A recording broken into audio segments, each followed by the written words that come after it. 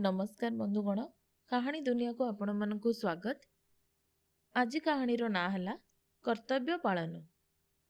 राजा विक्रमार्क पुनर्बार वृक्ष पाखक लेउटी आसिले एवं वृक्षारोहण करी शबटी को उतारी आनिले।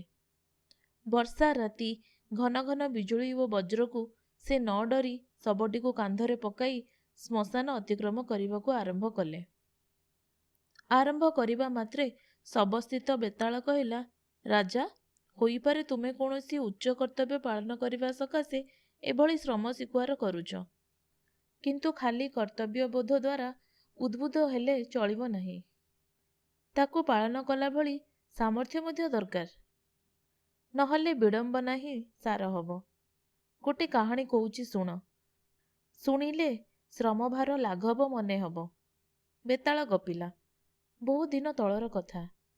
शेखर थिला विदेह राजदरबार रे निजुक्ति जणे राजकर्मचारी पुत्र। विदेह राजांको पुअर नाम विजय। शेखर और विजय परस्पर अंतरंग बंधु थिले। दुहे एका गुरु पाखरे विद्यालाभ करिथिले। विजय राजपुत्र हेले मध्य शेखर को निजर समकक्ष भली देखुथिले।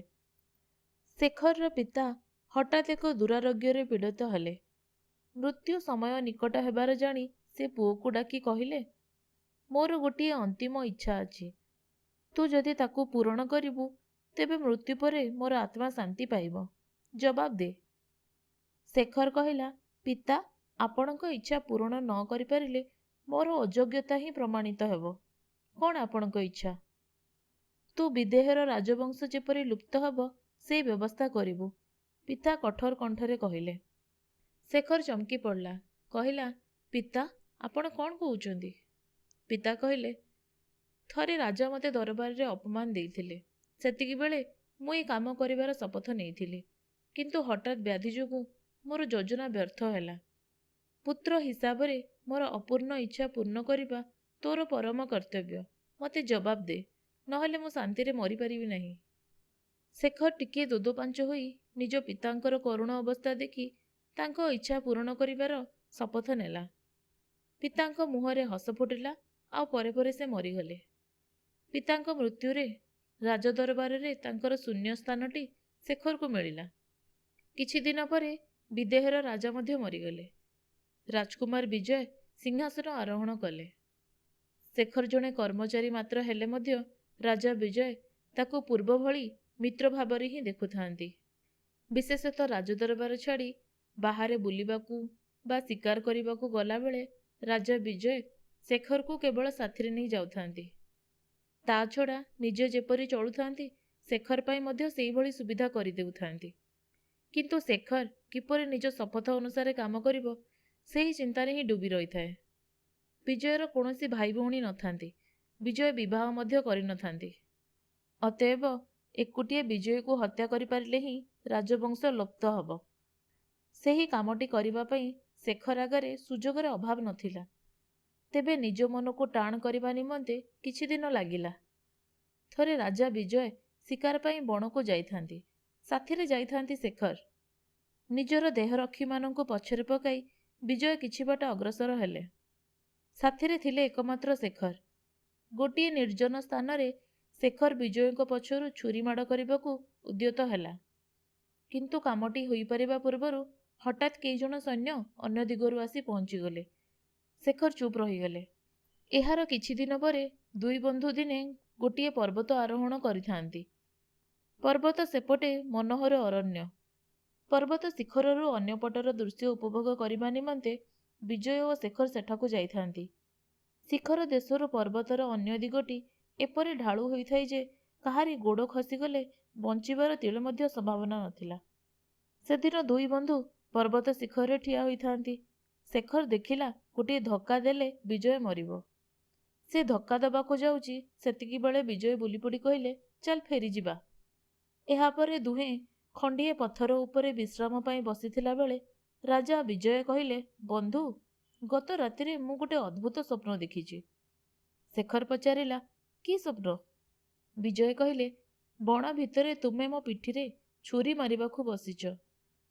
सेथुरु मु वर्तीगला परे मते गोड़ाई गोड़ाई आसी एक पर्वत उपरु ठेली देई मारिबाकू बसिच। କି ଭୟଙ୍କର ସ୍ୱପ୍ନ! ଶେଖରର ମୁହଁ ଫିକା ପଡ଼ିଗଲା। ସେ ଥରି ଉଠିଲା ମଧ୍ୟ। ହଠାତ୍ ରାଜା ବିଜୟ ଶେଖର ଉପରେ ତୀବ୍ର ଦୃଷ୍ଟି ନିବିଦ୍ଧ କରି ପଚାରିଲେ, ଗତ କେତେ ଦିନ ହେଲା ତୁମେ ମୋତେ ମାରିବାକୁ ଚେଷ୍ଟା କରୁଛ? ମୁଁ କେବେ ତୁମ ପ୍ରତି କ'ଣ ଅନ୍ୟାୟ କଲି ଯେ ତମେ ଏଭଳି ଭୀଷଣ କାମ କରିବା ପାଇଁ ନିଶ୍ଚୟ କଲ? ସବୁ କଥା କହିଯାଅ, ନହେଲେ ଛାଡ଼ିବି ନାହିଁ। ଶେଖର ନିଜ ପିତାର ଅନ୍ତିମ ଇଚ୍ଛା ପ୍ରକାଶ କରିଦେଲା। ବିଜୟ କହିଲେ, ଓହୋ, ତାହେଲେ ତମେ ଶ୍ରୀ ରାମଚନ୍ଦ୍ରଙ୍କ ଭଳି ପିତୃଭକ୍ତ ପାଳନ କରୁଥିଲ?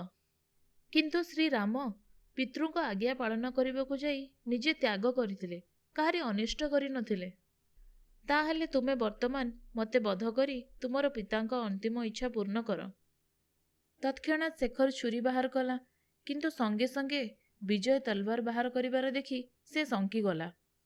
ବିଜୟ ହସି ହସି କହିଲେ, ଦେଖ ଶେଖର, ବିନା ପ୍ରତିରୋଧରେ ଯଦି ମୁଁ ତୁମ ହାତରେ ମରିବି, ତେବେ ତାହା ଆତ୍ମହତ୍ୟା ଭଳି ଲାଗିବ।